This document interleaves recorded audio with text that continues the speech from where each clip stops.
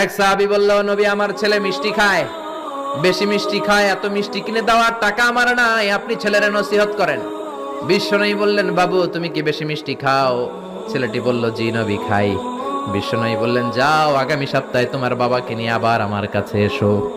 বিশ্বনবী পরের সপ্তাহে ছেলেরে বললেন, ও ছেলে মিষ্টি বেশি খেও না, এত বেশি মিষ্টি খাওয়ার টাকা দেওয়ার টাকা তোমার বাবার নাই, কম কম খাবা, তাহলে তোমার বাবার উপর ihsan হবে।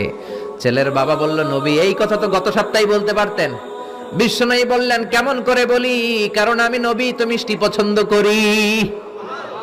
এক সপ্তাহের ব্যবধানে নিজের অভ্যাসটাকে পাল্টালাম, মিষ্টি কম কম খাওয়া শুরু করলাম, আগে নিজে আমল করলাম, তারপরে তোমার ছেলেরে বললাম।